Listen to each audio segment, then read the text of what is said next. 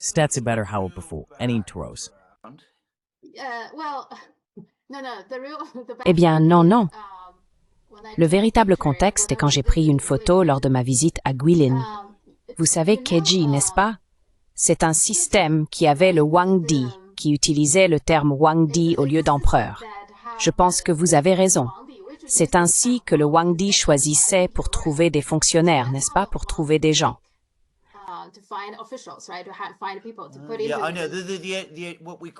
Oui, je sais. Ce que nous appelons le système éducatif. D'accord. Et est-ce le Tianchi et tout ça, les divers diplômes? J'ai un vieux livre à ce sujet ici. Ceux qui, 0,001% des personnes qui ont passé les examens ont réellement réussi, et tout ça. C'est l'une des grandes gloires de la Chine, en fait. C'est l'une des choses les plus étonnantes que le peuple chinois ait jamais faites. Alors, qu'est-ce que c'est? Est-ce un...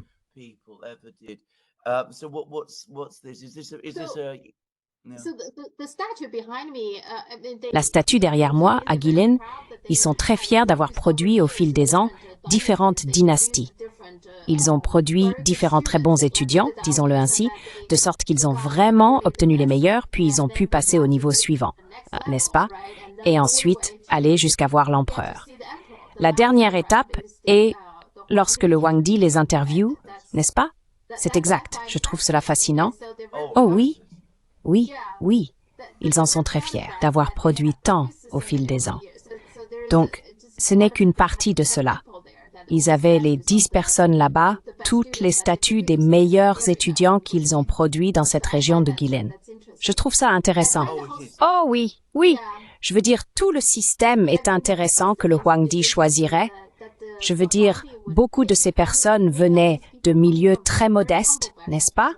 Et donc, c'est leur opportunité de changer leur vie, je suppose. Et certains d'entre eux sont devenus très célèbres et ont vraiment beaucoup contribué à la dynastie. Donc, c'est un système très unique et intéressant, je pense.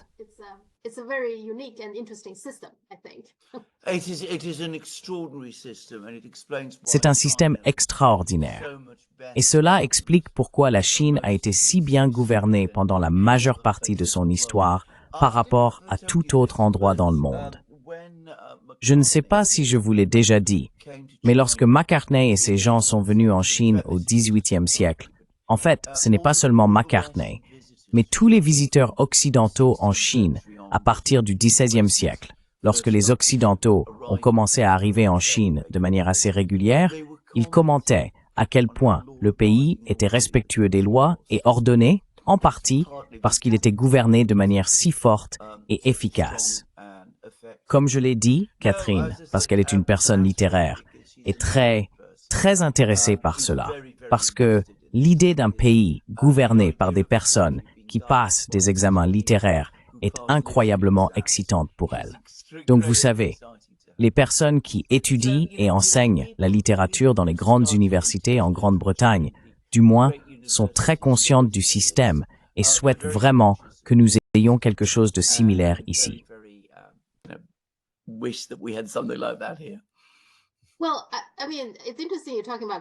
Eh bien, je veux dire, c'est intéressant que vous parliez de Catherine. Vous savez, Scott, mon mari, il est aussi dans le milieu universitaire.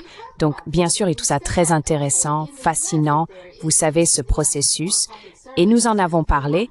Nous avons dit que, d'accord, aux États-Unis, il y a un examen pour les fonctionnaires. Donc, si vous voulez travailler à la poste, par exemple, vous devez passer un examen. Mais vous n'avez pas besoin de passer un examen si vous voulez être sénateur, membre de la Chambre, gouverneur, président. Vous n'avez besoin d'aucun examen. Donc, c'est quelque chose que je trouve intéressant. Je ne dis pas qu'il devrait y avoir un test extrêmement difficile pour les gens, mais peut-être quelques notions de base, n'est-ce pas?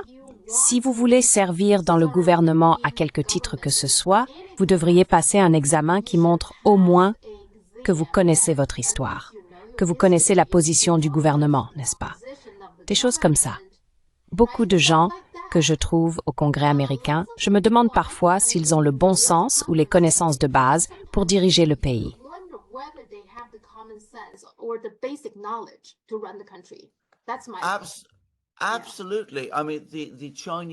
Absolument. Je veux dire, le système chinois signifiait que la Chine était gouvernée par des personnes d'une intelligence incroyable, mais aussi par des intellectuels très raffinés, des personnes extrêmement bien informées sur les choses et très très versées dans la littérature et l'histoire de la Chine, du peuple chinois. Et cela a sans aucun doute joué un rôle énorme dans la transformation de la Chine en la civilisation et le pays qu'elle est. Et nous avons beaucoup à apprendre de cela.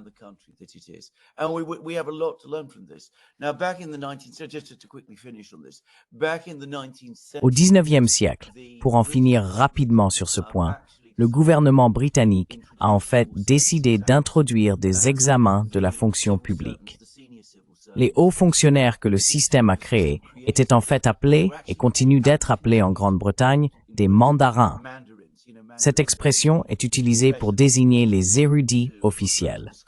Mais si vous regardez leurs examens et les comparez avec les examens que les fonctionnaires chinois devaient passer, ils sont complètement différents. Je veux dire, les examens chinois portaient sur la littérature et la philosophie. Des examens destinés à approfondir votre compréhension et votre connaissance des gens et des idées, tandis que les examens britanniques étaient purement techniques.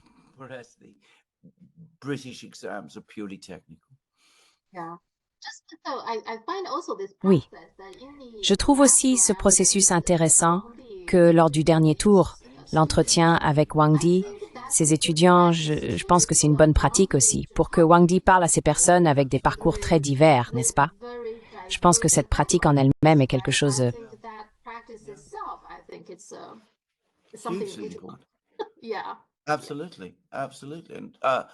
Absolument, absolument. Cela pouvait parfois produire un excellent gouvernement. En fait, cela produisait souvent un excellent gouvernement. Cela produisait toujours un gouvernement bon et stable, sauf bien sûr pendant les périodes de grande crise qui arrivent à n'importe quel pays. Mais quand le Wang Di était un homme vraiment intelligent, et que vous essayez de produire des personnes très intelligentes qui étaient fortes et intelligentes comme ça, cela pouvait produire un excellent gouvernement. Et cela signifiait aussi que le gouvernement à Pékin, ou où que soit la capitale, avait la capacité d'administrer le pays d'une manière que vous ne trouveriez nulle part ailleurs sur Terre, à travers tous les grands siècles de l'histoire chinoise. De toute façon, nous pouvons en parler éternellement. Je veux dire, comme je l'ai dit, tout le livre parle de cela. C'est quelque chose qui m'a toujours énormément intéressé.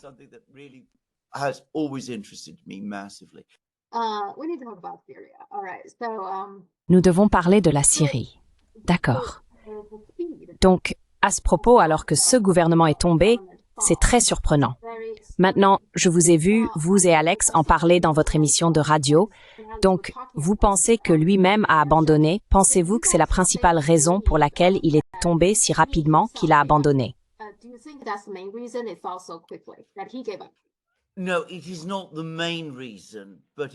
Non, ce n'est pas la raison principale, mais c'est la raison immédiate. C'est qu'à la fin, même si tous les divers problèmes se sont combinés pour rendre la situation en Syrie très très difficile, il semblait perdre espoir et énergie. Il est important de se rappeler qu'il n'a jamais été quelqu'un qui voulait être le leader de la Syrie au départ. Donc à un moment donné, je pense qu'il s'est épuisé. Et sa femme, apparemment, a été très malade. Et je pense qu'ils sont clairement très dévoués l'un à l'autre. Et je pense que cela signifiait essentiellement qu'il a perdu espoir. Mais si vous regardez ce qui est arrivé à la Syrie, elle a été sous siège continu pendant les 20 dernières années.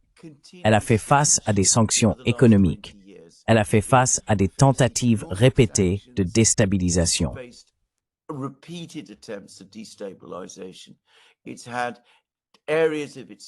Il a eu des zones de son territoire occupées par des puissances extérieures.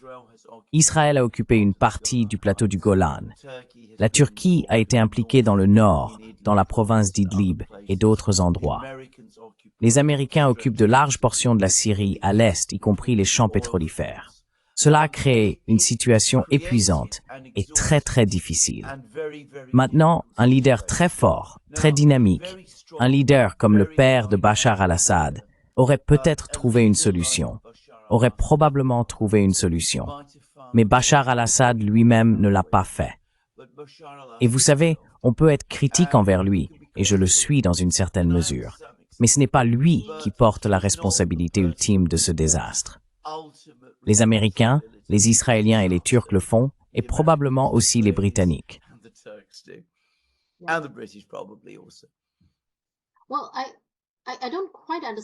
Eh bien, je ne comprends pas vraiment leur haine envers Assad. Je veux dire, Barack Obama a pratiquement donné l'ordre de le renverser et Hillary Clinton est très, vous savez, Assad doit partir. Je veux dire, Assad dirige un gouvernement laïque. Je veux dire, s'il y a un pays au Moyen-Orient où ils auraient dû trouver des similitudes avec l'Occident, ce serait la Syrie, ce serait Assad. Tous les deux, lui et sa femme, je crois, ont reçu une éducation occidentale, non? Je pense qu'ils sont entrés à Londres ou quelque... Pourquoi détestent-ils autant Assad?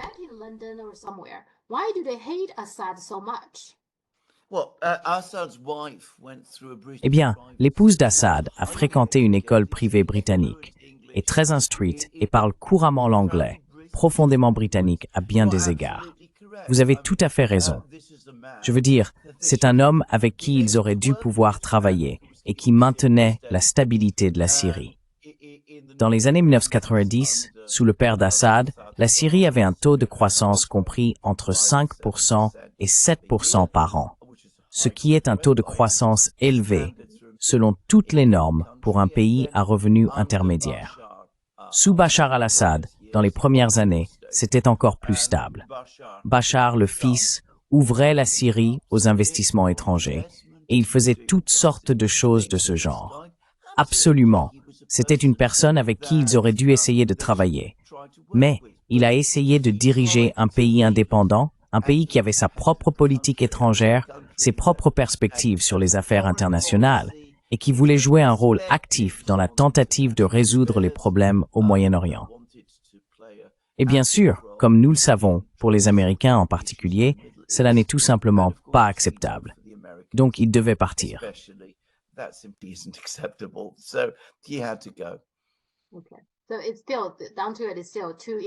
Donc, cela revient toujours à être trop indépendant. Les États-Unis ne peuvent pas tolérer cela. D'accord? Eh bien, examinons les conséquences de cela. D'accord, il y a tellement de choses à déballer. La Turquie. Je ne comprends pas la Turquie. La Turquie a soutenu les groupes rebelles anti-gouvernementaux, anti-Assad, différents en Syrie. Je comprends qu'Erdogan et peut-être d'autres dirigeants turcs s'inquiètent des Kurdes à l'intérieur de leurs frontières. Je comprends cela. Mais si c'est le cas, les Turcs en Syrie, je penserais qu'ils devraient travailler avec Assad pour le renforcer afin qu'il puisse mieux contrôler sa propre population, y compris les Kurdes. Pourquoi essaient-ils de le faire tomber? Et comment cela peut-il aider à résoudre leurs propres problèmes kurdes? Je ne comprends pas cela.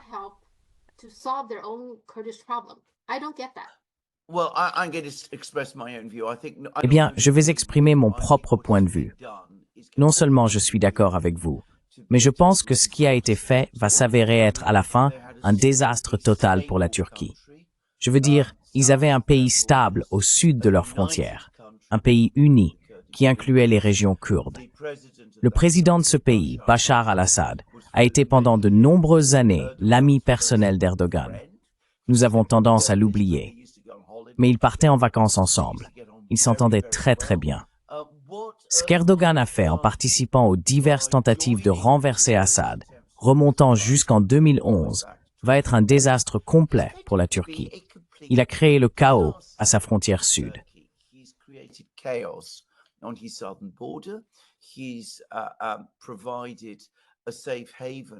Il a offert un refuge sûr à toutes sortes de groupes terroristes violents partout, dont beaucoup ont des intérêts en Turquie elle-même.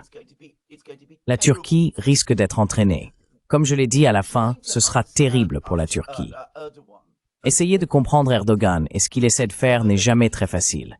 Il a une certaine affinité idéologique avec une partie de l'opposition à Assad. Je veux dire, Erdogan est un politicien islamiste. L'opposition à Assad était également une opposition islamiste.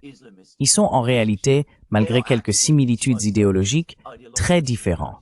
Je veux dire, Erdogan dirige un parti politique qui fonctionne dans la structure d'un État laïque où il y a des élections et des choses comme ça.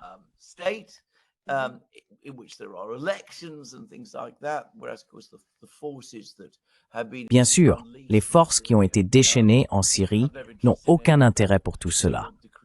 Elles veulent créer un État islamiste soumis au type de contrôle religieux qu'elles souhaitent imposer. Donc, en réalité, elles sont totalement différentes. Mais de toute façon, il y a cette affinité, ce sentiment, je pense, qu'Erdogan soutient des personnes proches de lui. Mais je pense qu'en fin de compte, et pour être complètement brutal à ce sujet, je pense que c'est une prise de pouvoir. Je pense qu'Erdogan, depuis qu'il est devenu président de la Turquie, ou dirigeant de la Turquie, il a été Premier ministre pendant de nombreuses années, a aspiré à repositionner la Turquie comme une grande puissance, comme elle l'était à l'époque ottomane. La Syrie, bien sûr, était une province de l'Empire ottoman.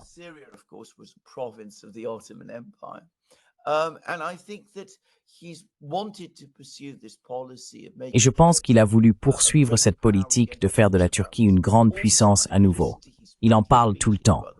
Si vous écoutez ou lisez ses discours, d'ailleurs, il revient à cela encore et encore. Et je pense que son idée était de créer une sorte d'État vassal en Syrie et que cela serait en quelque sorte une étape pour reconstituer la Turquie en tant que grande puissance. Au lieu de cela, il va récolter la tempête parce que, comme je l'ai dit, il a une Syrie chaotique et instable, là où il avait une Syrie stable et à un moment donné amicale. Les militants qui sont au pouvoir en Syrie voudront probablement à un moment donné commencer à s'ingérer dans la politique turque également, ce qui ne sera pas facile pour lui de quelque manière que ce soit.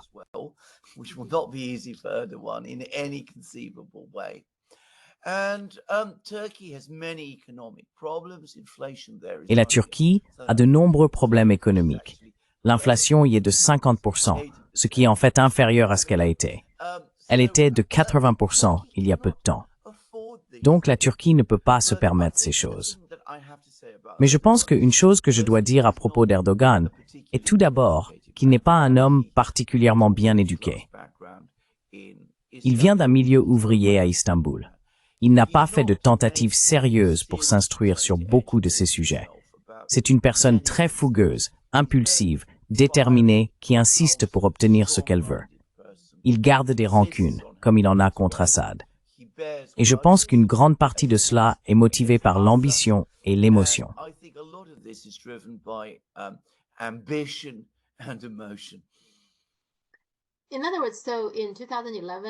En d'autres termes, en 2011-2010, c'est à ce moment-là que le printemps arabe a commencé.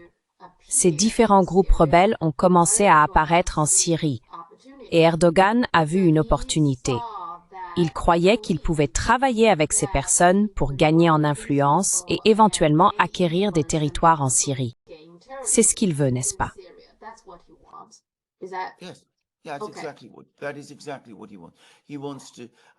Oui, c'est exactement ce qu'il veut.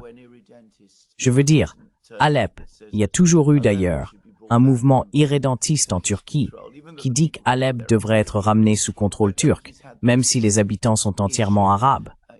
Mais il a eu ce problème.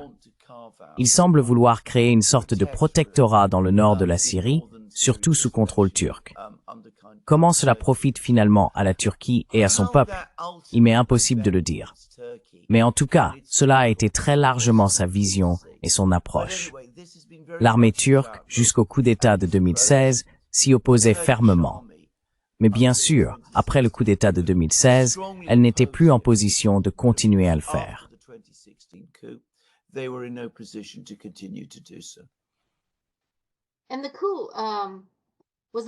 Et le coup d'État, était-ce celui où c'était finalement la Russie qui l'avait alerté? Oui, d'accord. Mais il maltraitait toujours la Russie aussi. Cette fois, je pense que la Russie et l'Iran étaient assez en colère contre lui. Je crois que Dugin a même dit quelque chose comme « La Turquie a trahi la Russie et l'Iran cette fois ». Et c'est le début de la chute de la Turquie, quelque chose comme ça. Des mots assez forts. Je pense que c'est ce qu'Alexander Dugin a dit.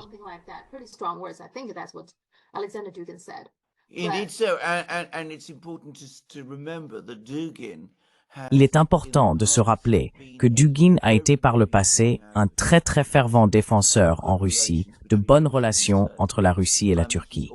Je veux dire, il a toujours vu la Turquie comme une partie essentielle de son propre concept d'eurasisme. Donc Dugin est absolument furieux et sa colère est très répandue en Russie également. Je veux dire, beaucoup de gens en Russie et au sein du gouvernement sont absolument furieux de ce qui s'est passé. Et Poutine est très embarrassé par cela, même s'il maintient pour le moment cette relation complexe qu'il a avec Erdogan.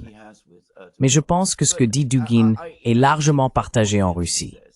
Ce qu'il faut dire, c'est que Erdogan et Poutine ont une relation très étrange l'un avec l'autre. Ils travaillent parfois assez bien ensemble.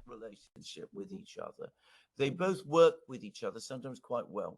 They both have mutual interests. They're both very Ils ont tous deux des intérêts communs. Ils sont tous deux très sceptiques vis-à-vis de l'Union européenne. Ils ont tous deux leur ressentiment envers l'Occident. Mais ils n'ont jamais vraiment été amis.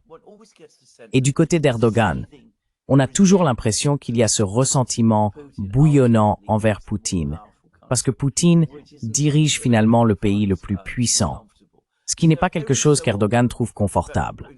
Ainsi, très souvent, Erdogan collabore avec les Russes, puis fait quelque chose qui est complètement contraire à ce que veulent les Russes. Comme lorsqu'il plaide pour l'entrée de l'Ukraine dans l'OTAN, par exemple, ou comme il vient de le faire maintenant, il orchestre le renversement d'Assad en Syrie. Et il y a un élément de riposte contre Poutine d'une certaine manière, surtout lorsque Poutine regarde ailleurs.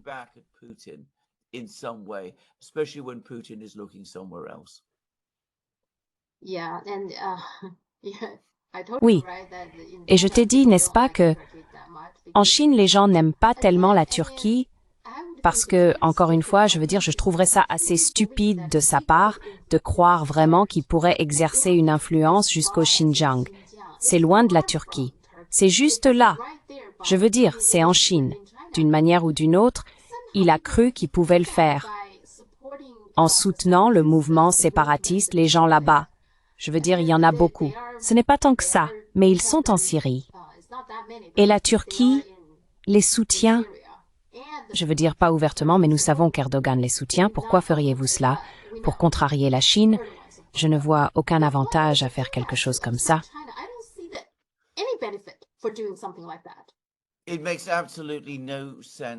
Cela n'a absolument aucun sens. Mais encore une fois, c'est Erdogan. Il veut jouer le grand leader, la personne qui joue ce grand jeu dans le monde. Il veut se présenter comme un leader de ce genre. Il veut se présenter comme le grand défenseur des nations turcophones et des personnes au Xinjiang. Je veux dire, il parle une langue apparentée au turc et toutes ces choses. Mais bien sûr, cela n'a absolument aucun sens, parce que ce qu'Erdogan veut, c'est comme ce qu'il veut avec les Russes. Il veut de bonnes relations avec la Chine. Il veut de bonnes relations avec la Russie. Il veut que la Chine investisse en Turquie.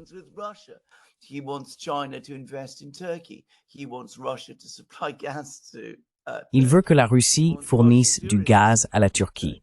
Il veut que les touristes russes viennent en Turquie. Il souhaite de bonnes relations, non seulement sur le plan économique, mais aussi sur le plan géopolitique avec la Chine. Et en même temps, il veut être dangereux, déstabilisant et agressif envers ces deux pays.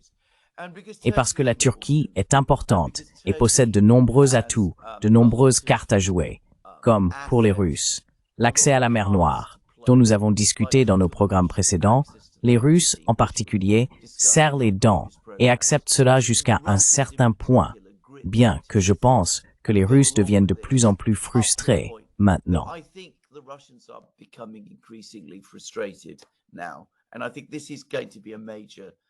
Et je pense que ça va être un tournant majeur. Je veux dire, quand la guerre en Ukraine sera terminée, je pense qu'Erdogan va découvrir que les Russes seront beaucoup moins accommodants qu'ils ne l'ont été auparavant. Mais avec la Chine, c'est un jeu encore plus dangereux, car en fin de compte, Erdogan n'a aucun levier sur les Chinois. S'il les met vraiment en colère, ce qu'il pourrait faire assez facilement, il pourrait dire que ça suffit. Nous en avons assez de cet homme impossible. Laissons-le à lui-même et continuons avec nos autres affaires, avec toutes sortes d'autres personnes qui sont finalement plus importantes pour nous. Who are ultimately more important to us. Oui, je pense en fait que la Turquie, je veux dire Erdogan, joue un jeu assez dangereux. Je ne pense pas que les États-Unis l'apprécient beaucoup non plus. Sinon, il n'aurait pas aidé avec le coup d'État et des choses comme ça. Et donc, Erdogan a joué les grandes puissances les unes contre les autres d'une certaine manière. Mais je pense qu'à terme, cela le rattrapera. Je pense que ce jeu est trop dangereux pour lui.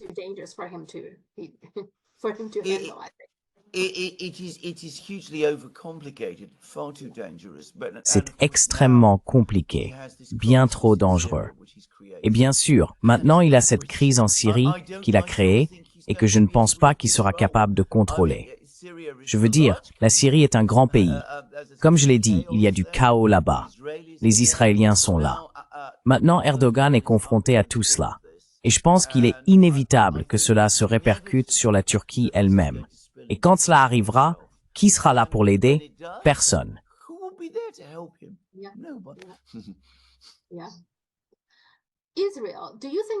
Israël. Pensez-vous que c'est une grande victoire pour Israël? Je veux dire, Netanyahou a célébré ouvertement et maintenant il bombarde la Syrie. Donc ils sont très occupés, je pense qu'ils s'emparent aussi de terres là-bas. Pensez-vous que c'est ce qu'ils font? Mais voici ma question. Allez-y. Non, allez-y. S'il vous plaît, continuez. Eh bien, mais je pense qu'ils sont également très sollicités. Ils ont toujours le problème du Hamas, le problème du Hezbollah, vous savez, la question des Houthis, tous ces problèmes sont toujours présents et maintenant ils s'imposent davantage d'opérations militaires. Est-ce vraiment une bonne idée?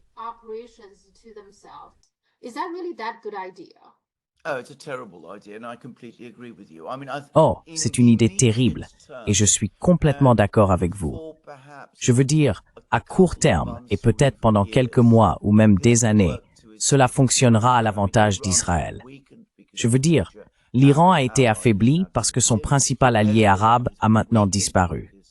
Le Hezbollah a été affaibli parce que le principal canal par lequel l'Iran envoie des fournitures au Hezbollah au Liban a maintenant disparu. Mais qu'a finalement obtenu Israël pour lui-même? Il contrôle plus de terres arabes. Il a mis plus d'Arabes sous son contrôle. Il trouve déjà très difficile de contrôler les Arabes qu'il a. Et maintenant, il en a encore plus. Je veux dire, il a accru son problème avec une population arabe encore plus grande qu'il contrôle maintenant qu'auparavant. Ces personnes qu'il va maintenant contrôler sont fortement infectées par des idéologies islamistes djihadistes qui sont identiques à celles du Hamas à Gaza.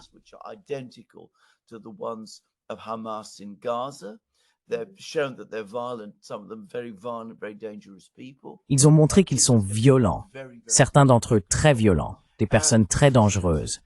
Israël va trouver très difficile de les contrôler.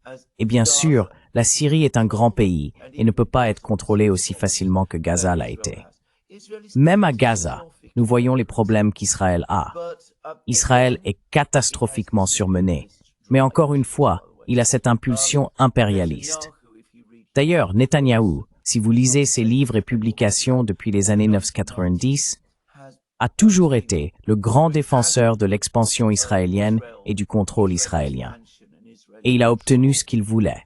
Mais vous savez, il y a cette merveilleuse expression « Faites attention à ce que vous souhaitez ». Je pense que cela, nous le verrons, n'a pas amélioré la position d'Israël. Cela l'a en fait rendu bien pire. Cela pourrait ne pas être évident tout de suite. Mais dans 1 an, dans 5 ans, dans 10 ans, ce sera une situation épouvantable pour les Israéliens de se retrouver dedans.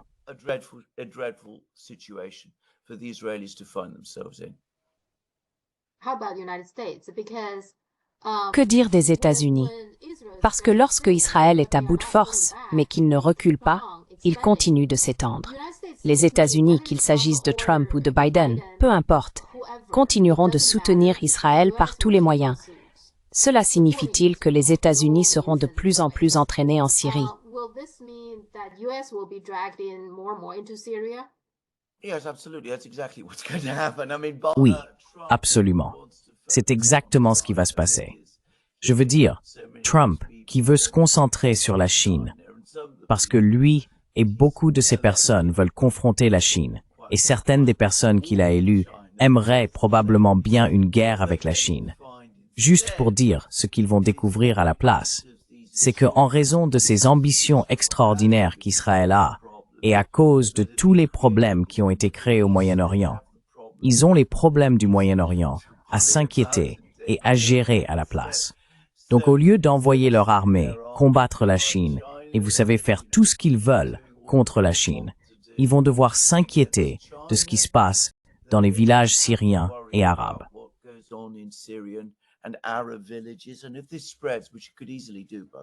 Et si cela se propage, ce qui pourrait facilement arriver d'ailleurs, à d'autres pays arabes à travers tout le Moyen-Orient également. Maintenant, Trump comprend cela à un certain niveau. Il a dit dans un message qu'il a publié sur X que ces gens ne sont pas vraiment amicaux envers les États-Unis et qu'il vaut mieux pour les États-Unis de rester en dehors de cela. Mais étant donné la profondeur de son engagement envers Israël et la force du soutien à Israël au sein de la classe politique à Washington, il pourrait très bien trouver impossible de se dégager de cette situation.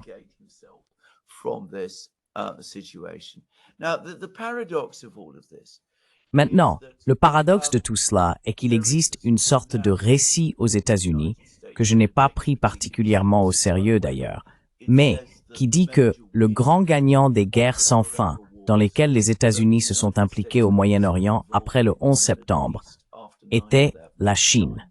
Parce que les États-Unis étaient embourbés au Moyen-Orient, même si la Chine montait en puissance.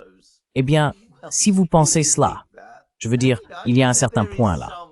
Si vous pensez cela, eh bien, vous devriez être très très inquiet et contrarié par ce qui vient de se passer au Moyen-Orient, parce que nous allons probablement, vraisemblablement voir tout cela se reproduire.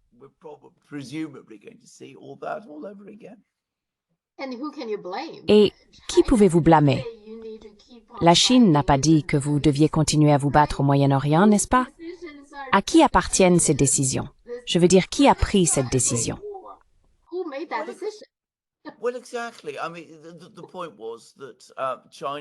Eh bien, exactement.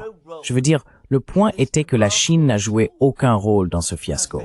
C'est un fait. Je veux dire, la Chine n'est en aucun cas responsable.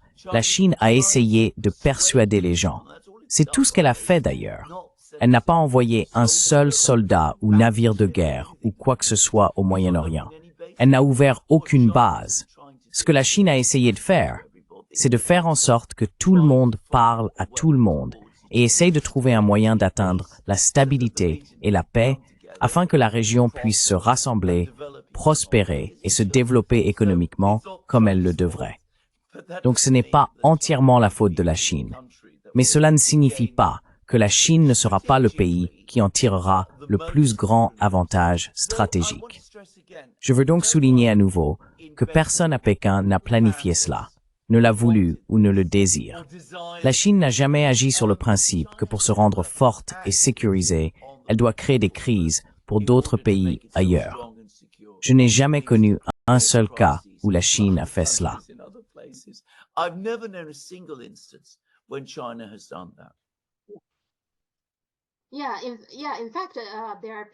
Oui, en fait, certaines personnes disent que la chute d'Assad est probablement un revers pour l'initiative de la ceinture et de la route, parce que la Chine et le gouvernement d'Assad entretiennent une très bonne relation et Assad a soutenu l'initiative de la ceinture et de la route. Bien qu'il soit un peu difficile de dire, parce que ce HTS, je t'ai envoyé la déclaration, n'est-ce pas? Ils ont écrit cette déclaration en chinois et en russe, s'adressant principalement à la Chine et à la Russie.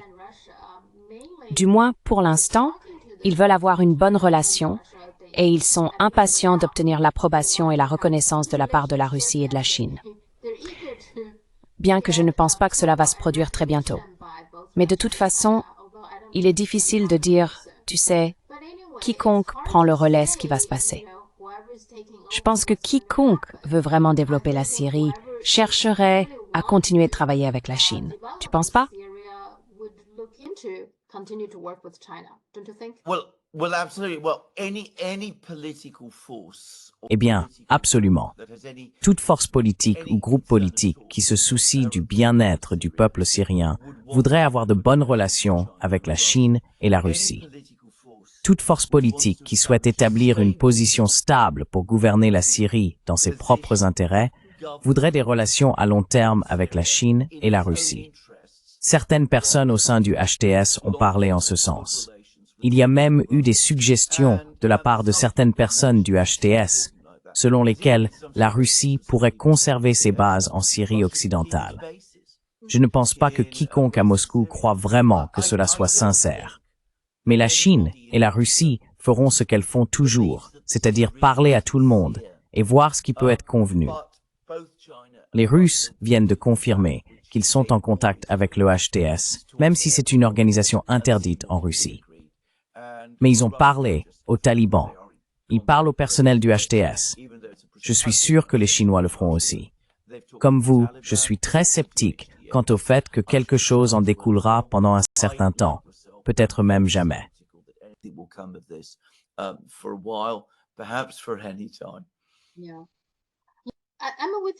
Je suis d'accord avec vous. Je veux dire, Assad n'est pas parfait, mais il a maintenu le pays uni et la Syrie était stable sous son règne. Mais maintenant, vous avez le HTS. Si le HTS prend le contrôle total du pays, je pense que, relativement parlant, cela pourrait aller. Ce qui semble se passer maintenant, c'est que différents pays viennent pour prendre tout ce qu'ils peuvent, ce qui finira par mener à une guerre civile à grande échelle entre différentes factions.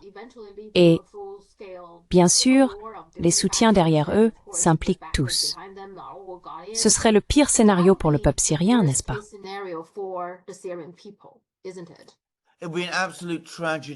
Ce serait une tragédie et un désastre absolu pour le peuple syrien.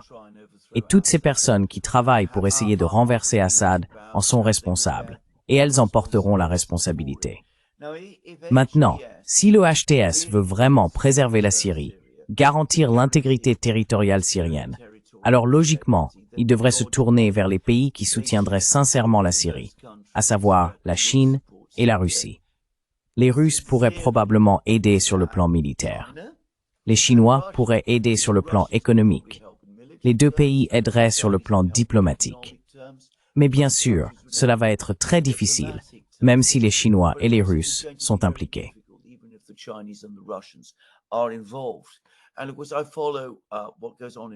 Et bien sûr, je suis de très près ce qui se passe en Russie.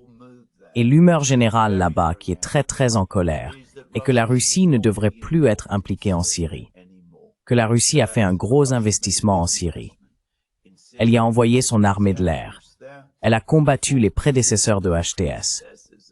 Elle ne va pas engager davantage de ses précieuses ressources pour se battre pour un pays qui ne se bat pas pour lui-même. Donc, c'est l'humeur à Moscou en ce moment. Tout cela a donc été rendu beaucoup plus difficile. Mais j'ai peur de regarder vers l'avenir. Je suis d'accord. Je suis d'accord avec vous. Je pense que vous avez absolument raison.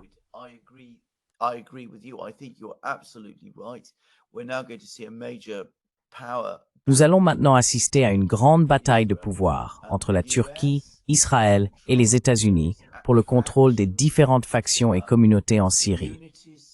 Les Kurdes se tournent vers les Américains. Les combattants djihadistes, les islamistes, se tournent vers la Turquie. Israël joue son propre jeu dans le sud.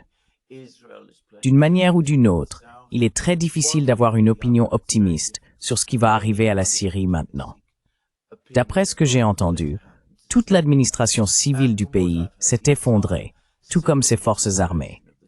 Évidemment, son système de sécurité intérieure s'effondre également. Toutes les personnes ont été libérées des prisons, ce qui est une chose incroyable à faire.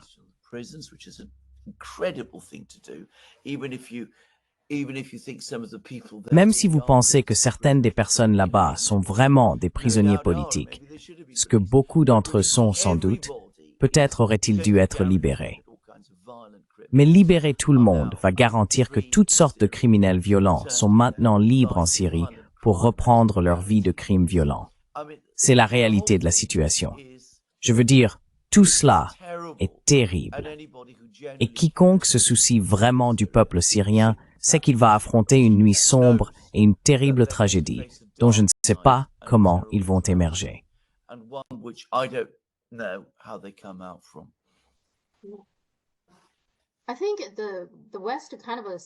Je pense que l'Occident célèbre un peu cela.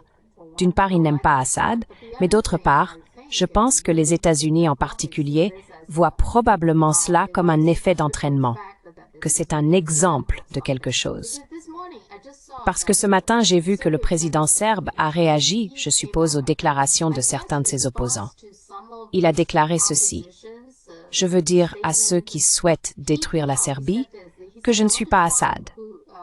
Je ne vais nulle part. Je suis né et j'ai vécu ici toute ma vie. Je ne servirai que le peuple serbe. Je me battrai pour la Serbie et je ne travaillerai jamais pour ces pays qui veulent humilier et détruire la Serbie. Donc je pense qu'il a été très clair. Maintenant, la Serbie est une situation très différente de la Syrie, n'est-ce pas? Je pense que c'est ce que l'Occident veut voir pour que les oppositions dans les pays qu'il n'aime pas se sentent comme si c'était porteur d'espoir ou quelque chose comme ça, n'est-ce pas?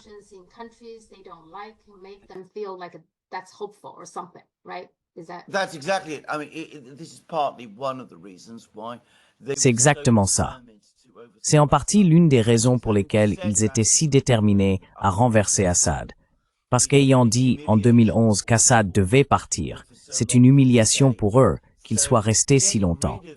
Donc, se débarrasser des dirigeants que l'Occident a dit devoir partir est une priorité, car s'ils restent, ça prouve simplement les limites du pouvoir occidental.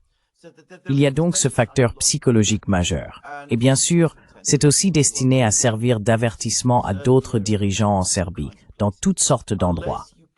À moins que vous ne jouiez notre jeu, nous organiserons, tôt ou tard, votre renversement. Et c'est en partie ce qui motive tout cela. Il y a aussi une très forte volonté hégémonique. Vous savez, la terreur, si vous voulez. Si vous vous opposez à nous, nous vous détruirons. Nous vous poursuivrons personnellement. Et si cela signifie détruire votre pays, nous le ferons.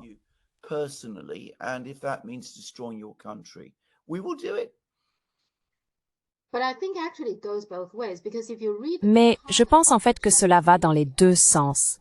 Car si vous lisez les commentaires dans les médias chinois, tant concernant cette déclaration que d'autres liées à la Syrie, je pense que la majorité des gens disent « Eh bien, la Syrie nous dit que nous n'avons pas d'autre choix que de soutenir notre pays, notre gouvernement, nos dirigeants, parce que nous devons être unis. Sinon, il y a toujours des forces extérieures qui essayent de nous diviser. » Je vois beaucoup de ces commentaires. Donc cela va dans les deux sens. Absolument. Vous détruisez d'autres pays en faisant toutes ces choses, n'est-ce pas?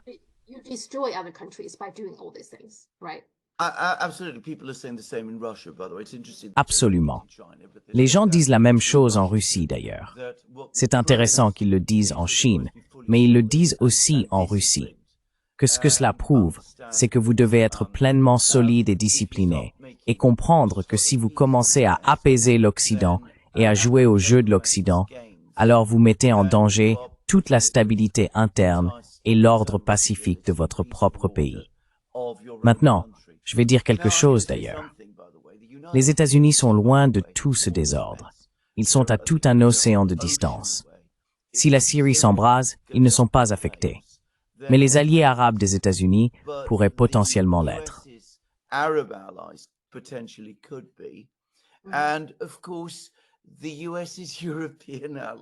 Et bien sûr, les alliés européens des États-Unis pourraient l'être aussi, car si nous avons plus de flux de réfugiés sortant de Syrie, se dirigeant vers l'Europe, c'est là qu'ils iraient. Si cela se propage à d'autres pays du Moyen-Orient, ce que Dieu nous en préserve, cela pourrait arriver à l'Égypte, par exemple. J'ai lu un article dans le Daily Telegraph qui disait que l'Europe avait été presque détruite par le précédent afflux de réfugiés en 2015. Elle ne survivra pas à un second. Néanmoins, nous n'y prêtons aucune attention. Nous applaudissons la chute d'Assad. C'est ce que nous devons faire. Kadhafi est tombé, et il y a eu des réfugiés d'Afrique du Nord. La précédente guerre en Syrie a conduit à un afflux de réfugiés. Il est fort probable que nous en verrons bientôt un autre. Les Européens ne semblent jamais apprendre de cela.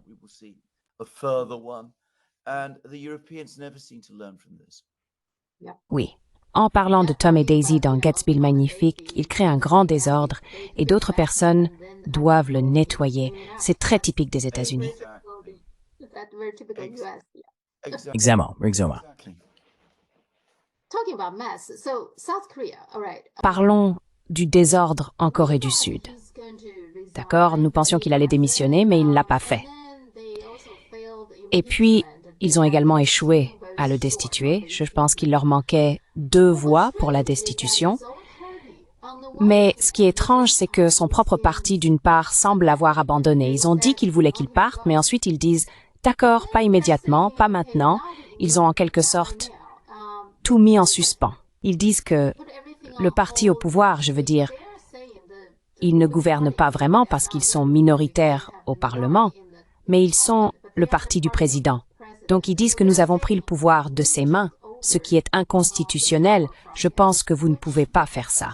Mais de toute façon, quel est votre avis sur la situation actuelle en Corée du Sud?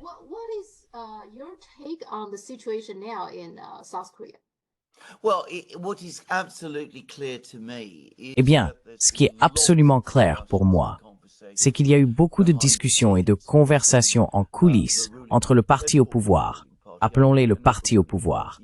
Je suis d'accord qu'ils ne sont pas le parti au pouvoir, mais ils sont le pouvoir effectif. Le parti au pouvoir, l'État profond en Corée du Sud, dont nous avons parlé la dernière fois. Les États-Unis, tous, ils sont absolument horrifiés par l'échec de cette tentative de coup d'État. Ils sont très inquiets que si le président tombe, s'il y a de nouvelles élections, si un nouveau président arrive, cette personne commencera à revoir toutes les politiques auxquelles le président actuel a été associé. L'alliance avec le Japon, dont nous avons parlé dans notre dernier programme, l'hostilité envers la Chine, que le peuple sud-coréen n'apprécie pas, le soutien à l'Ukraine, que le peuple sud-coréen n'apprécie pas non plus.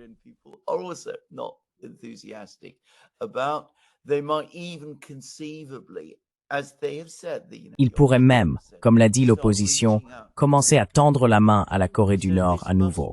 Cela doit donc être évité à tout prix. Même si le président est complètement discrédité et sans soutien, nous le maintenons en place, non pas vraiment parce que nous le soutenons encore, mais simplement pour empêcher l'opposition de mettre ses propres personnes en place pour le remplacer. Cela ne fait que prolonger la crise. Cela crée de l'instabilité en Corée du Sud. Cela ignore l'avenir et la condition du peuple sud-coréen. Cela entraînera probablement des problèmes économiques, car lorsque ce genre de choses se produit dans un pays, des problèmes économiques suivent généralement.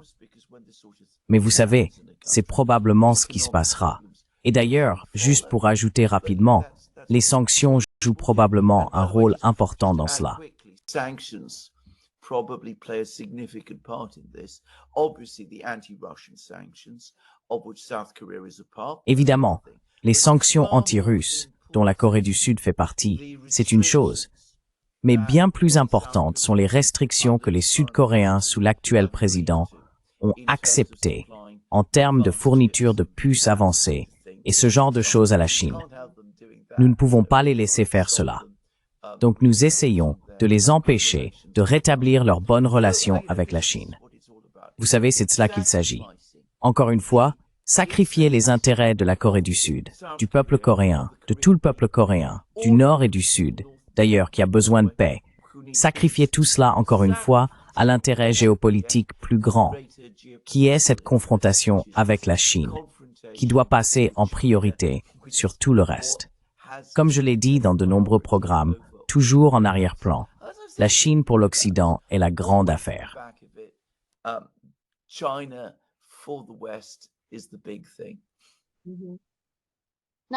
Maintenant, dans votre programme, vous avez parlé de votre propre théorie sur les raisons pour lesquelles cela s'est produit en ce moment. Pouvez-vous nous l'expliquer? Oui, absolument. Oui, je pense que l'événement unique qui l'a provoqué est bien sûr que l'administration Biden est maintenant dans ces derniers jours. Elle a essayé de trouver des armes à envoyer en Ukraine. Elle ne peut pas trouver d'armes aux États-Unis à envoyer en Ukraine parce que ses propres arsenaux sont maintenant fortement épuisés.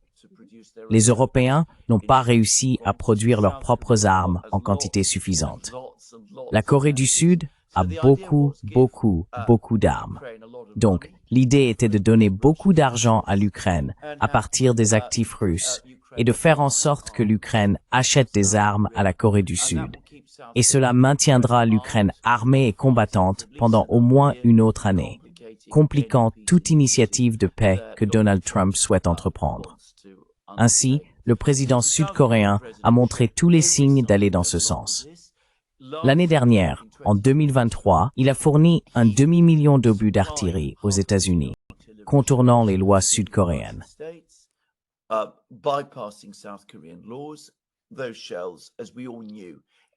Ces obus, comme nous le savions tous, ont fini en Ukraine. Il semblait très disposé à s'y conformer cette fois-ci. Il y avait toutes ces discussions sur les soldats nord-coréens en Russie, dans la région de Kursk, supposément là-bas. Personne ne peut les voir. Personne ne peut trouver de preuves qu'ils existent. Mais ils seraient là, et cela a été utilisé pour justifier que les Sud-Coréens fournissent des armes à l'Ukraine. Sauf, bien sûr, que le peuple sud-coréen n'a pas été dupé. Il y avait une opposition écrasante à cette idée en Corée du Sud. Les partis d'opposition s'y opposaient fermement. Le Parlement sud-coréen s'y opposait parce que les partis d'opposition sud-coréens ont la majorité. Donc pour que cela se fasse, ils devraient déclarer la loi martiale, faire dissoudre le Parlement, puis aller de l'avant et fournir les armes à l'Ukraine de la manière que je viens de décrire.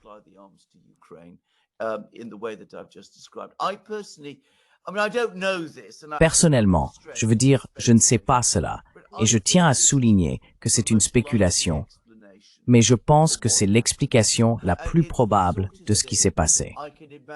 C'est le genre de choses que je peux imaginer cette administration particulière faire comme moyen d'essayer de maintenir la guerre en Ukraine. D'ailleurs, avant de faire ce programme, j'ai reçu un email assez intéressant de quelqu'un que je ne peux pas divulguer, mais quelqu'un de très bien informé. Et il dit que le dernier plan d'ailleurs est de fournir à l'Ukraine des armes provenant de Syrie. Donc la Syrie s'est effondrée. Il y a un grand nombre d'armes là-bas. Vous savez, des obus, des pièces d'artillerie, des véhicules blindés, des bombes. S'emparer du plus grand nombre possible d'entre elles, dans le temps, les semaines disponibles, et les envoyer en Ukraine. Pourquoi pas? Pourquoi pas, exactement?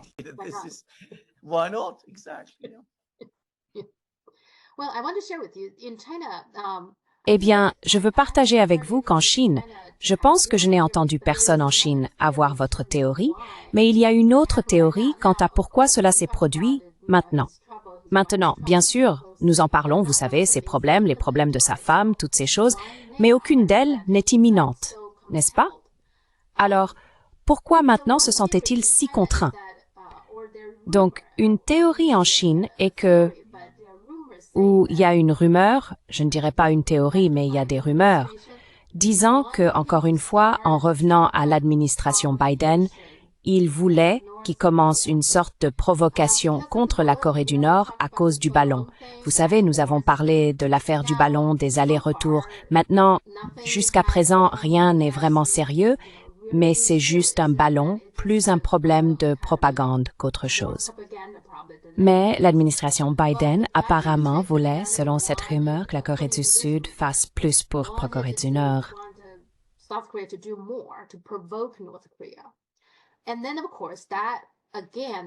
Et puis, bien sûr, il devra contourner le Parlement s'il veut faire quelque chose de sérieux.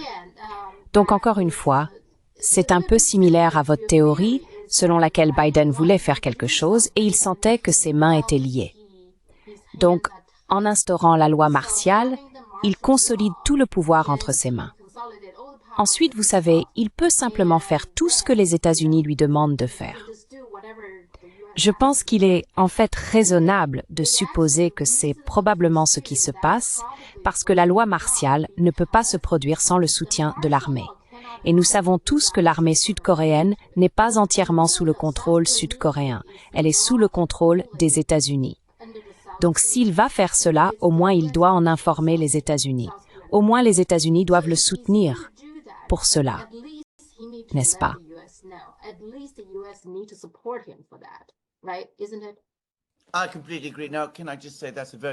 Je suis complètement d'accord. Puis juste dire que c'est une théorie très intéressante, et je pense que c'est probablement vrai. Puis-je aussi dire que ma théorie et cette théorie se complètent? Elles ne se contredisent pas. Il y a toutes sortes de choses qu'il voulait que le président actuel fasse et qu'il n'a pas pu faire à cause des contraintes imposées par la loi sud-coréenne, par l'opinion publique sud-coréenne et par l'opposition du Parlement. Alors, le faire déclarer la loi martiale, et soudainement toutes sortes de choses deviennent possibles. C'était le plan. Et je peux aller encore plus loin que cela.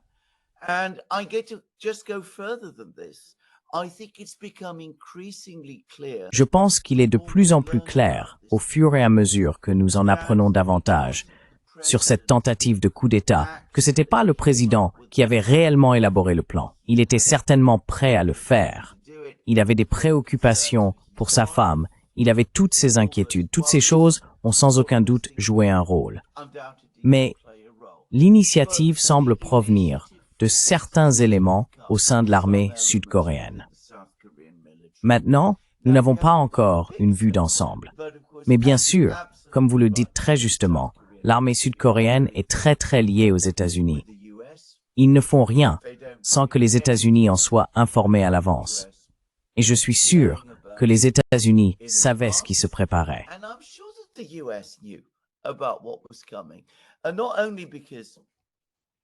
Et pas seulement parce qu'il n'y a rien qui puisse se passer que l'armée sud-coréenne ferait sans que les Américains ne le sachent à l'avance. Il est également important de dire que le président lui-même, le président sud-coréen, est fervemment pro-américain. Donc, je veux dire, il voudrait probablement aussi consulter les États-Unis.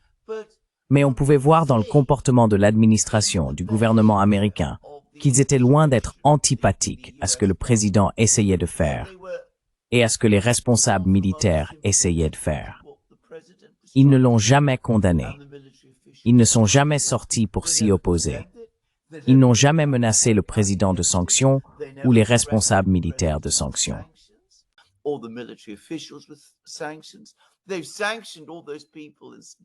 Ils ont sanctionné toutes ces personnes en Géorgie, dans le gouvernement et la police, qui, vous savez, gèrent pacifiquement les manifestations là-bas. Ils sont heureux de les condamner et de les sanctionner. Mais en tant que président, il veut dissoudre le Parlement démocratiquement élu, arrêter les leaders de l'opposition, fermer les journaux. Est-ce que les États-Unis interviennent et disent que c'est scandaleux, que c'est complètement faux, qu'il faut arrêter cela immédiatement, ce qui en Corée du Sud aurait provoqué l'effondrement instantané de toute l'affaire? Non, les États-Unis restent les bras croisés et ne disent rien, sauf qu'ils soutiennent la Corée du Sud à 100%, ce qui est leur façon de dire qu'ils soutiennent ce que fait le président.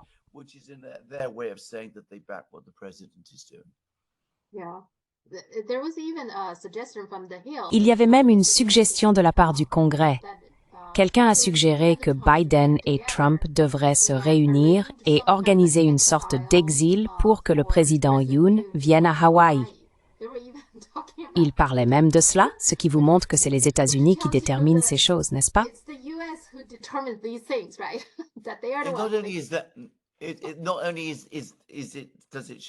Non seulement cela vous montre cela, mais cela montre aussi qu'ils veulent que le président Yoon soit écarté afin qu'il ne soit pas interrogé et ne commence pas à fournir des réponses difficiles à ce que les Américains pourraient considérer comme des questions dangereuses.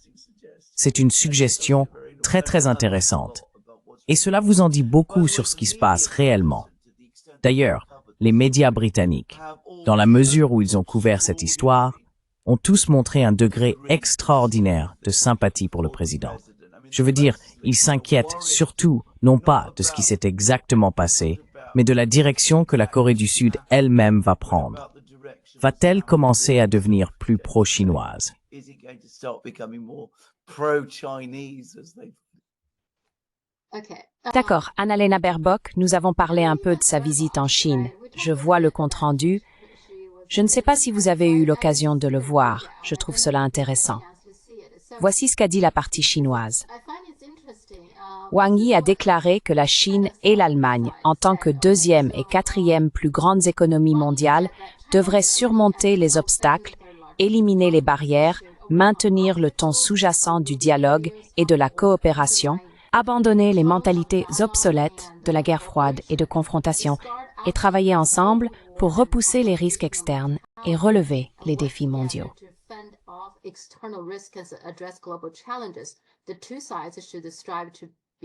Les deux parties devraient s'efforcer d'être des défenseurs de la coopération pragmatique, des champions de l'ouverture et du développement et des modèles pour le multilatéralisme. D'accord. Et c'est ce qu'ils ont dit. Baerbock disait qu'en face d'un monde turbulent, il est d'une grande importance de maintenir un dialogue franc et de renforcer la communication stratégique avec la Chine, ce qui est propice à maintenir la bonne direction du développement des relations bilatérales et à contribuer à la paix et à la stabilité mondiale. Il me semble que lorsqu'il parle de dialogue franc, j'ai l'impression que cela ne s'est probablement pas très bien passé. Ce n'était pas très amical. Quel est votre avis?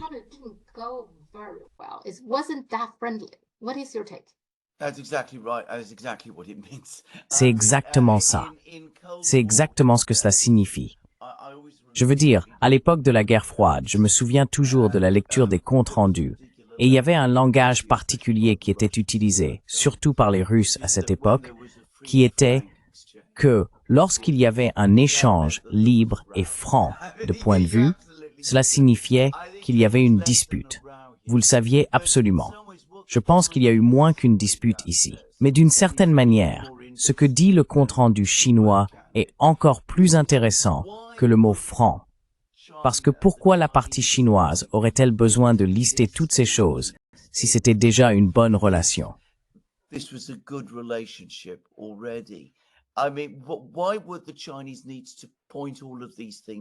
veux dire, pourquoi les Chinois auraient-ils besoin de souligner toutes ces choses? Il me semble qu'encore une fois, la Chine essaie d'expliquer aussi poliment qu'elle le peut, mais aussi clairement qu'elle le peut, à la partie allemande, dans ce cas à Baerbock. Regardez, ce que vous faites est contraire à vos propres intérêts. Voici les choses que nous devons faire pour votre bien, pour notre bien, pour le bien de la paix et de la stabilité dans le monde entier. Et ce que Baerbock répond, c'est qu'un dialogue franc signifie que nous ne sommes pas fondamentalement d'accord avec vous, mais que nous devons maintenir les communications ouvertes. Donc il ne semble pas que ce fût une visite réussie, si je puis le dire aussi simplement que cela.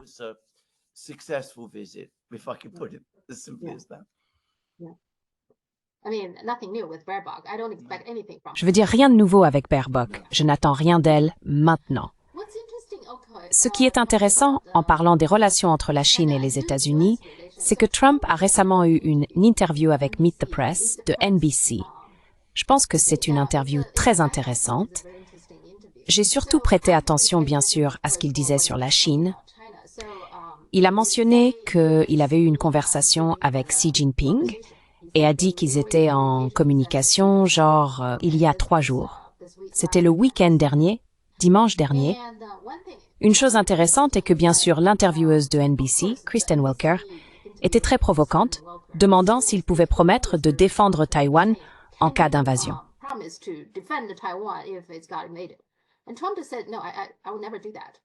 Et Trump a simplement dit « Non, je ne ferai jamais ça ».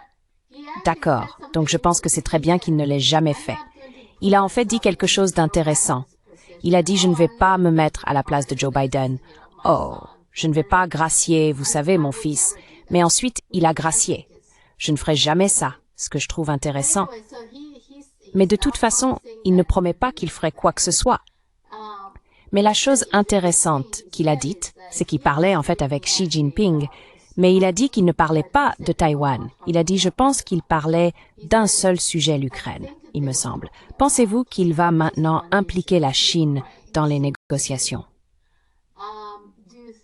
going to involve China for the negotiations now? Well, he's talking about it. I mean, he's actually said that China.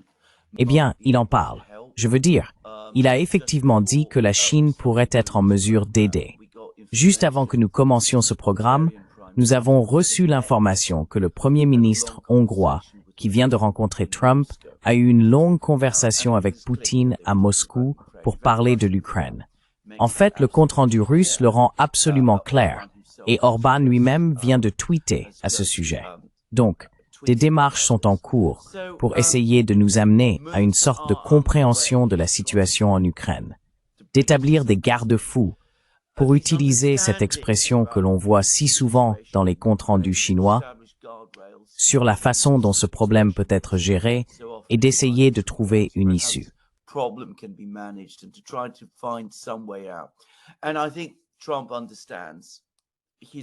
Et je pense que Trump comprend qu'il est un leader politique plus expérimenté qu'il ne l'était il y a 8 ans, qu'il vaut mieux travailler sur cela avec le côté chinois plutôt que d'essayer de les exclure.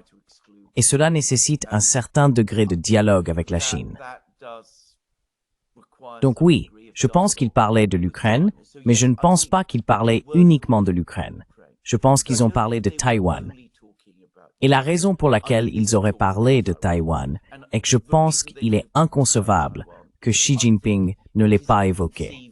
Je ne peux pas imaginer qu'après tout ce qui s'est passé au cours des 4 dernières années, Xi Jinping ne l'ait pas évoqué.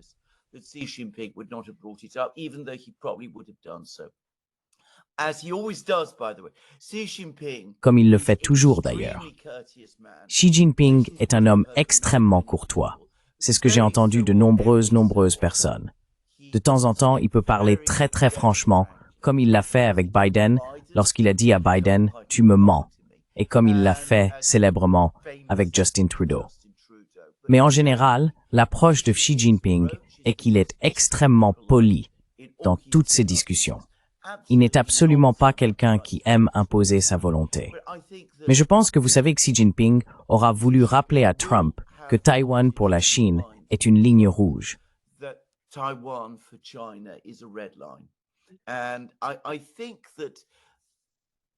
Et je pense que Trump comprend probablement cela.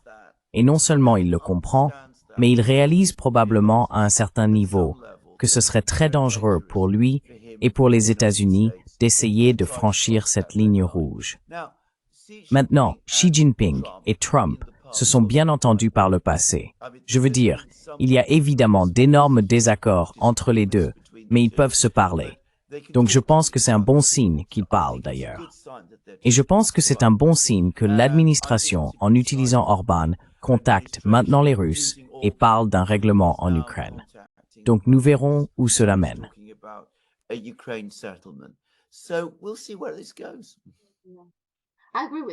Je suis d'accord avec vous, je pense que Xi Jinping est un homme très courtois, mais à cause de cela, quand il est très franc, tout le monde s'en souvient.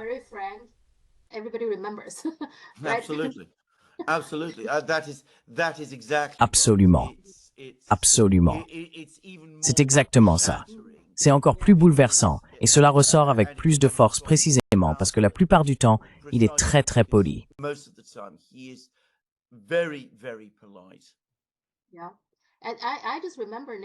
Oui, et je me souviens maintenant qu'à un moment donné, il parlait, je pense, à la fois aux correspondants nationaux et étrangers. Et il a simplement dit que, eh bien, nous, la Chine, nous n'exportons pas la démocratie. Nous n'interférons pas dans les affaires des autres, leur propre politique. Nous voulons juste faire du commerce pour bénéficier aux deux parties. Pourquoi sommes-nous constamment critiqués et, vous savez, diabolisés, je m'en souviens très bien. J'étais un peu surpris, pris de court qu'il soit si, et son ton était un peu irrité. Donc je me souviens, c'est rare pour lui d'exprimer cela. Il devait ressentir très fortement à ce moment précis, peut-être à cause de certaines questions ou quelque chose, je pense.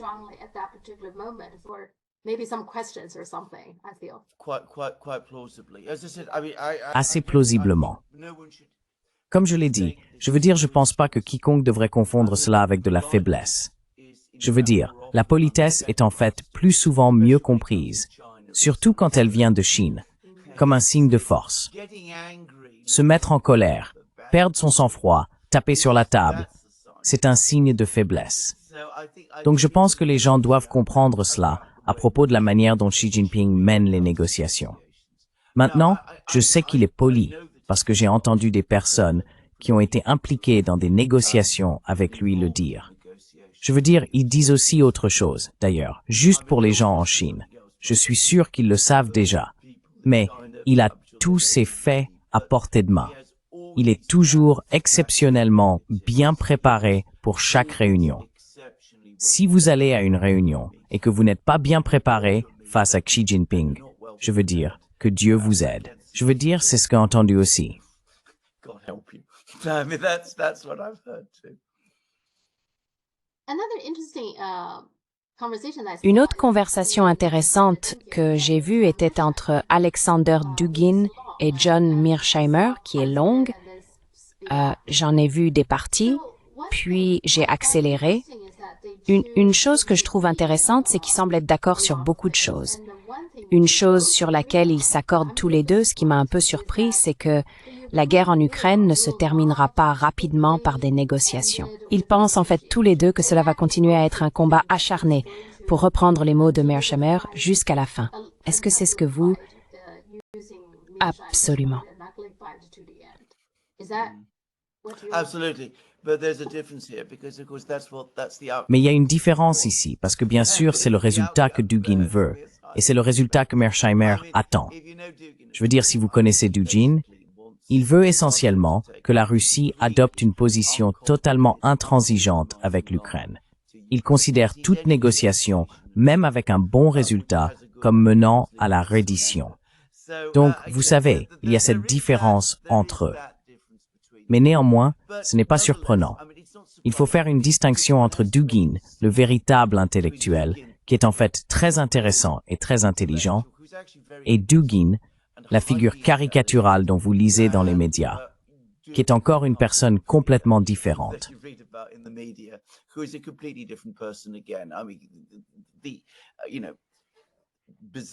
Je veux dire, vous savez, la personne bizarrement néofasciste, ethno-nationaliste, extrémiste, radicale et autoritaire que Dugin est censé être, ne correspond tout simplement à aucune sorte de réalité. C'est quelqu'un qui se soucie beaucoup des intérêts nationaux russes et qui a une hostilité authentique et très développée envers le libéralisme occidental, qu'il considère comme une cause majeure des problèmes dans le monde. Je veux dire, ce qu'il appelle le libéralisme. Je pense que beaucoup de Chinois utiliseraient le mot hégémonisme pour le décrire. Chinese people would use the word hegemonism to describe it. The Russians use a somewhat different terminology because for Les Russes utilisent une terminologie quelque peu différente parce que pour Dugin, l'idéologie domestique mène inévitablement à la politique étrangère et à l'idéologie également. Il est donc très très hostile à tout cela. Mais il veut que la Russie devienne un État fort. Il veut qu'elle se réaffirme dans tout l'espace soviétique. Je ne pense pas qu'il croit vraiment en une Ukraine indépendante. Je ne pense pas qu'il ait jamais vraiment cru en une Ukraine indépendante. Et il veut que la guerre continue jusqu'à une victoire complète. Mais il a, comme Mearsheimer, une vision globale, très réaliste et dure des affaires internationales. overall a very tough-minded and realistic view about international affairs. Well, I think they probably right in the sense. Eh bien, from what je I pense qu'ils ont probablement raison dans le sens où, d'après ce que je vois, Zelensky et le gouvernement ukrainien semblent prêts à céder des territoires. Mais une chose qu'ils veulent absolument, c'est rejoindre l'OTAN. Ils ne semblent pas reculer sur ce point. Maintenant, c'est la ligne rouge pour la Russie. C'est tout l'enjeu de la guerre, empêcher l'Ukraine de rejoindre l'OTAN. Donc, si les deux parties insistent là-dessus, il n'y a pas de terrain d'entente pour discuter, n'est-ce pas? There is no middle ground to talk, right? Absolutely, and I gather that was what the point that Putin made to Orban. Absolument. Et je pense que c'était le point que Poutine a fait valoir à Orban. Si vous lisez le compte-rendu russe, je veux dire, il ne mentionne pas réellement l'OTAN, mais il est assez clair que c'est de cela que Poutine parlait. Il a dit que Kiev, le régime de Kiev, comme il l'appelle toujours, n'a aucun intérêt pour les négociations. Il ne montre aucun signe réel de vouloir négocier parce que, sur la question clé, qui est l'adhésion à l'OTAN, ils ne montrent aucune volonté de discuter ou de faire des compromis. Et je pense que cela va être une barrière insurmontable, parce que je ne pense pas que Zelensky, qui était prêt à envisager un statut neutre pour l'Ukraine en 2022, puisse revenir à cette position maintenant.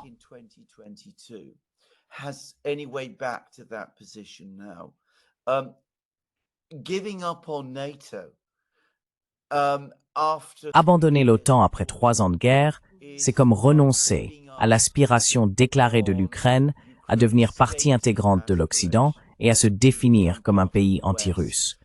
Donc pour les Ukrainiens eux-mêmes, c'est devenu titanesque. Je ne pense donc pas qu'ils y renonceront. Et les Russes ont clairement indiqué qu'ils n'accepteront jamais que l'Ukraine rejoigne l'OTAN. Je pense que l'administration Biden a clairement fait savoir qu'elle n'est pas intéressée par l'adhésion de l'Ukraine à l'OTAN. Mais il me semble que, sans ce changement de la part des Ukrainiens, nous n'allons pas vraiment dépasser la première base de manière réaliste.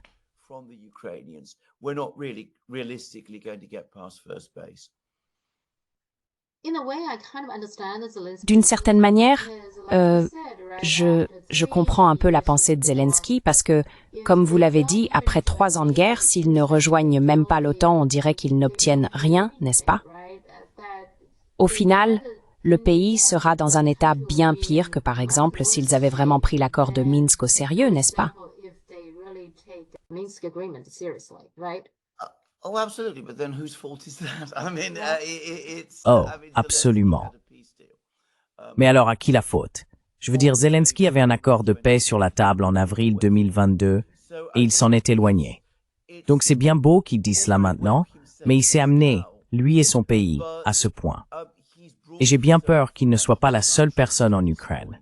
Je veux dire, beaucoup d'autres personnes en Ukraine et dans la direction ont commis la même erreur.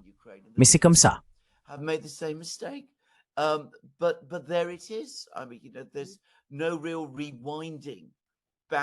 Je veux dire, il n'y a pas de véritable retour en arrière pour l'Ukraine à ce qui aurait pu exister avant l'accord de Minsk, que bien sûr, l'Ukraine a refusé de respecter. Il n'était pas question de l'OTAN du tout. Oui, je suppose qu'à cause de cela, ils ont l'impression que s'ils entrent dans l'OTAN, au moins ils ont obtenu quelque chose, vous savez, pour les 3 ans pour leur perte. Mais eh bien, le problème est qu'ils ne pensent pas seulement qu'ils obtiendraient quelque chose. Ils se sont convaincus que s'ils entrent dans l'OTAN, ils récupéreront tout, que l'Ukraine dans l'OTAN sera dans une position si forte qu'elle obligera finalement la Russie à abandonner la Crimée et toutes les autres régions. Les Russes comprennent cela. Ils le voient. Et cela, bien sûr, les rend encore plus déterminés à aller jusqu'au bout en partant du principe que l'Ukraine ne rejoindra jamais l'OTAN.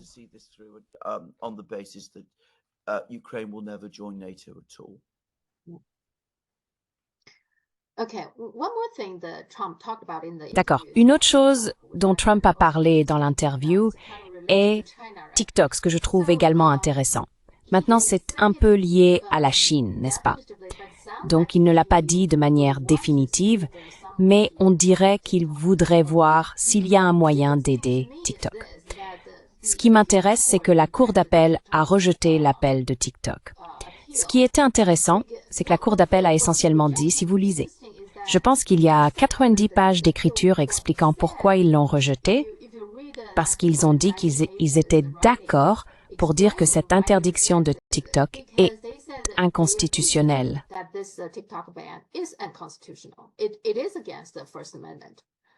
C'est contraire au premier amendement, mais comme c'est détenu par la Chine, il y a des préoccupations de sécurité nationale que le Congrès a le droit de considérer.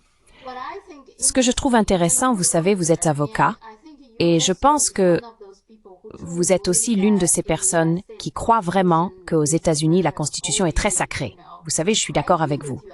Je pensais que c'était vrai. Mais dans ce cas, ces 3 juges ont même admis que c'est inconstitutionnel et pourtant ils ne le rejettent pas. Je pense qu'au moment où vous trouvez quelque chose d'inconstitutionnel, vous devriez la Constitution la jeter. n'a jamais dit que dans des circonstances spéciales, vous pouvez l'ignorer. Under special circumstances, you can't ignore it, right? Well, that's absolutely correct. I mean, C'est exact. Eh bien, c'est absolument correct.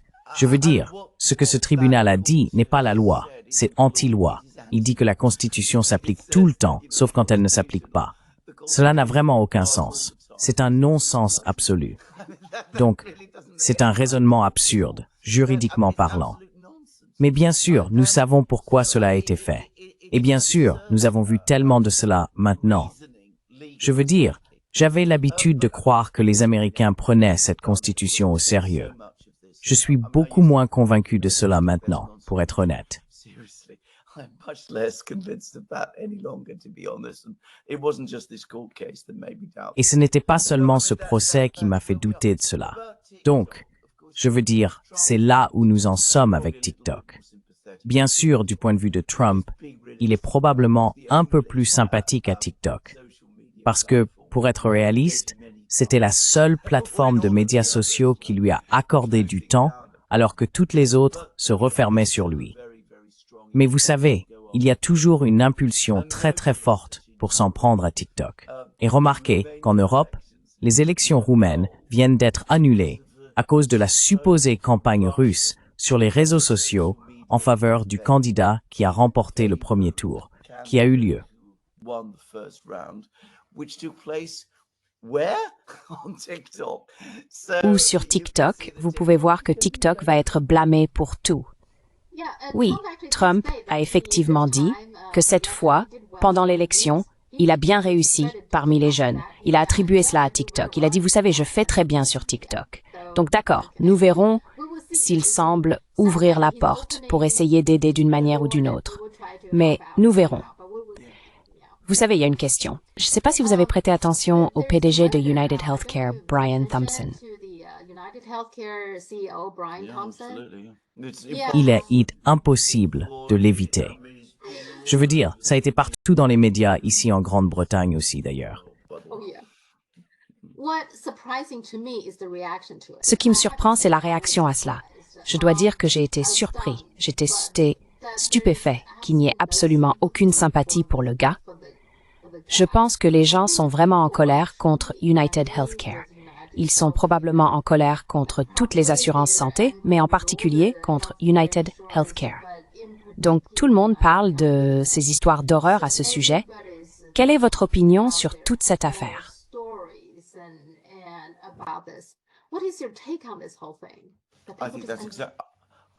Je pense que c'est tout à fait exact. Maintenant, je veux dire, je n'approuve pas le meurtre de gens. Absolument pas. C'est une chose terrible. Mais il y a une énorme colère à travers les États-Unis concernant la façon dont cette compagnie d'assurance fonctionne et le fait que les gens paient des sommes énormes pour l'assurance. Et puis ils découvrent que lorsqu'ils ont besoin de soins médicaux, ils ont encore des milliers et parfois des dizaines de milliers de dollars à payer. Cela rend les gens très très en colère. Et cela leur donne l'impression que cette entreprise et le PDG vivent à leurs dépens. Bien sûr, c'est le cas dans une certaine mesure. Et cela ne fournit aucun service adéquat en retour. Et d'ailleurs, en Grande-Bretagne, où beaucoup de Britanniques ont suivi l'histoire de très près, croyez-le ou non, il y a beaucoup de la même critique, parce que, bien sûr, les Britanniques sont terrifiés.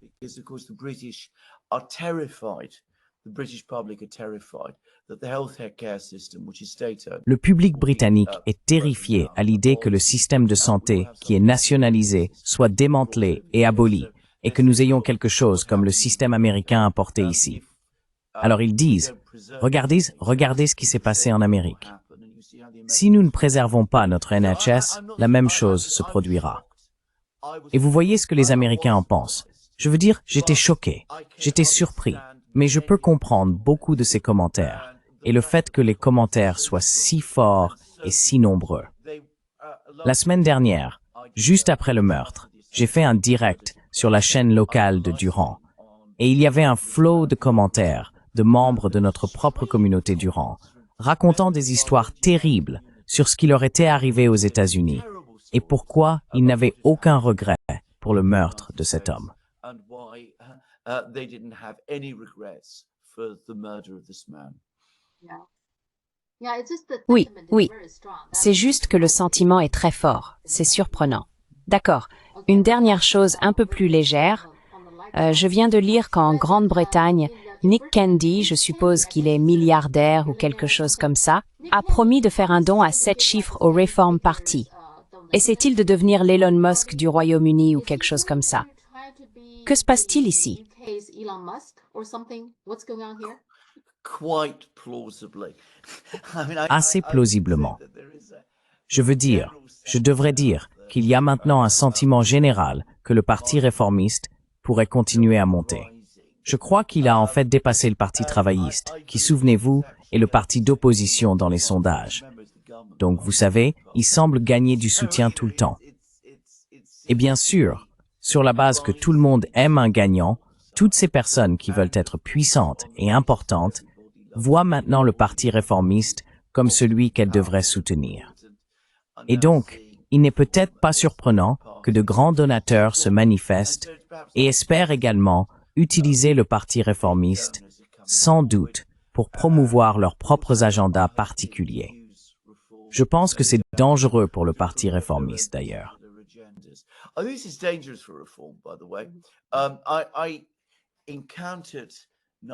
J'ai rencontré Nigel Farage en personne pour la première fois, je dois dire, quand j'étais à Kuala Lumpur il y a quelques semaines. J'ai été plutôt peu impressionné par lui, juste pour dire. Je veux dire, il m'a moins impressionné que je ne le pensais. En fait, le voir de près, il ne m'a pas semblé être le leader dont la Grande-Bretagne a besoin, juste pour dire. Pas du tout. Mais de toute façon, je pense que c'est dangereux pour Reform, parce que, encore plus que le mouvement Trump aux États-Unis, Reform s'est positionné comme le mouvement anti-establishment qui soutient les gens de la classe ouvrière, qui est basé sur les intérêts du peuple, des travailleurs britanniques. Si cela commence soudainement à attirer le soutien de riches oligarques, alors je pense que cela pourrait commencer à rendre beaucoup de ces actuels partisans de la classe ouvrière plutôt plus critiques envers ce qu'ils représentent.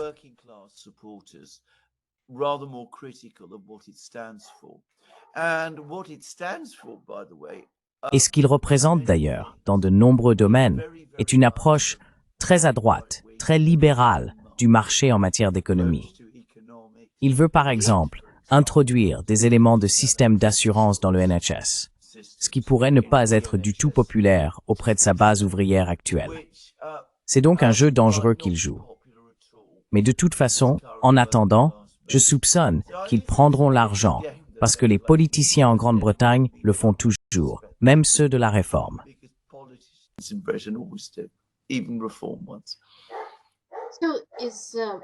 Alors, le Parti de la Réforme essaie-t-il de se positionner un peu comme MAGA pour attirer des personnes comme les partisans de MAGA? Est-ce qu'ils essayent de faire?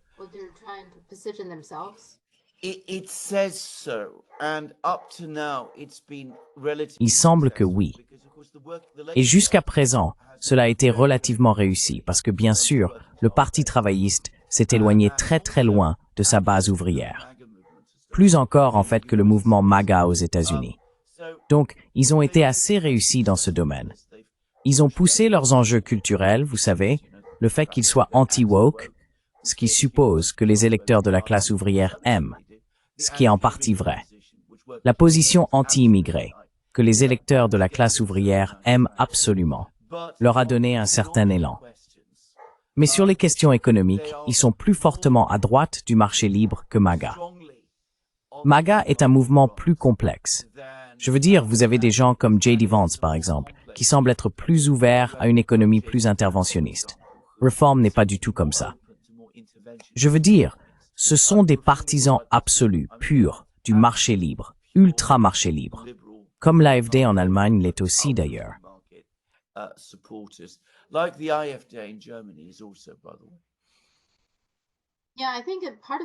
Oui, je pense qu'une partie de la raison pour laquelle le Parti de la Réforme réussit bien maintenant est que les gens sont désespérés de trouver des alternatives, n'est-ce pas?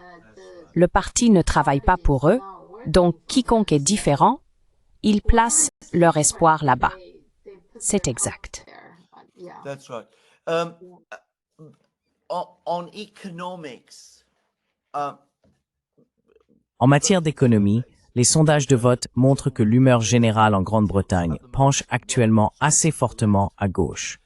Il n'y a donc pas d'alternative de gauche au Parti travailliste en Grande-Bretagne, du moins pas une viable.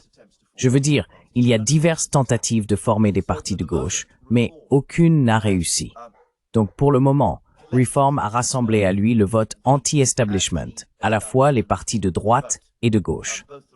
Si une alternative de gauche, qui est culturellement conservatrice, soutient le Brexit et s'oppose à l'immigration, émerge un jour en Grande-Bretagne, s'établit et le fait de manière stable avec des leaders attrayants, des leaders de la classe ouvrière attrayants, alors Reform pourrait se retrouver en difficulté. attractive working class leaders, then reform could find itself in trouble. Yeah.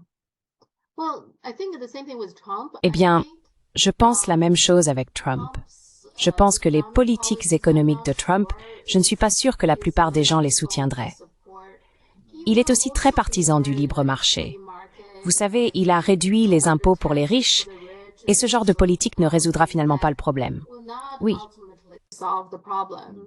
Yeah. So, yeah. Absolutely. I entirely agree Donc, with that. oui, By the way, absolument. Je suis entièrement d'accord avec cela. Au fait, juste pour dire, j'ai lu un article vraiment remarquable puisque nous parlons brièvement d'économie.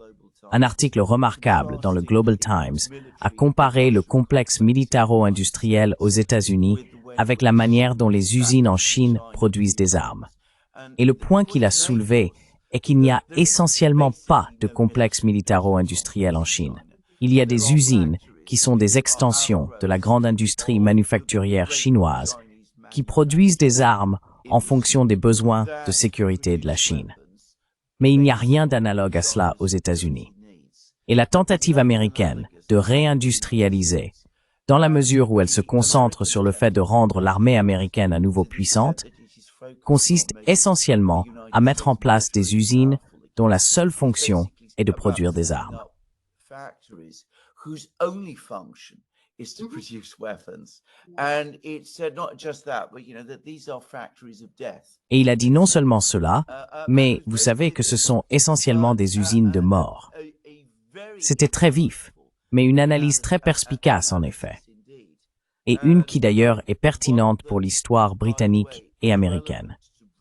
Encore une fois, si vous remontez aux années 1940, lorsque la Grande-Bretagne et les États-Unis étaient de grandes puissances industrielles, leur système industriel ressemblait beaucoup plus à celui de la Chine à cette époque.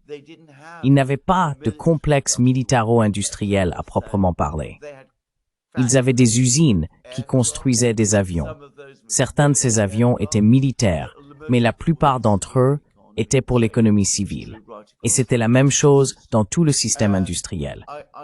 Et je pense qu'aux États-Unis, il n'y a pas de véritable compréhension de cette différence. Et il n'y en a pas non plus du côté de Trump, en fait.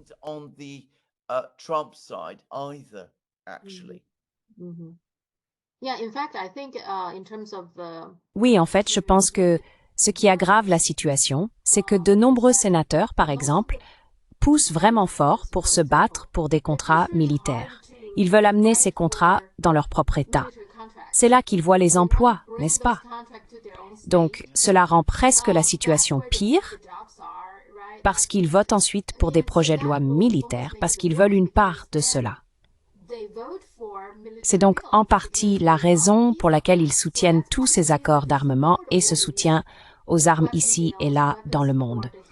Je pense que c'est une partie du problème et c'est une grande partie du problème. Nous revenons à l'une des différences fondamentales entre la Chine et les États-Unis parce que ce que cela signifie, c'est que pour se développer,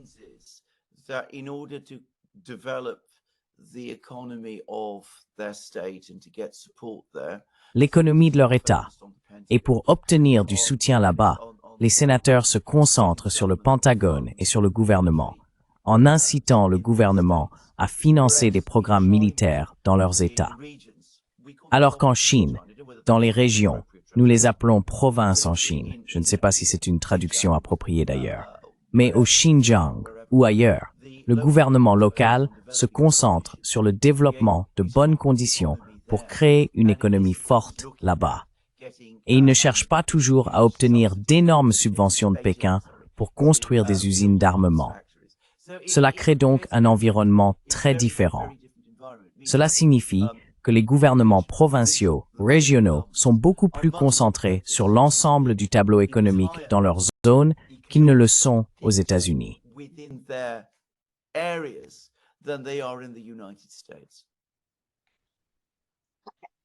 I'll let you go. Je vais vous laisser. Merci beaucoup. C'est tellement intéressant. Donc, je veux dire, de la semaine dernière à cette semaine, il s'est passé beaucoup de choses, n'est-ce pas? Je n'ai jamais connu cela. Je n'ai jamais connu une époque comme celle-ci. Le rythme des événements est stupéfiant et on se demande quand ou si cela ralentira un jour.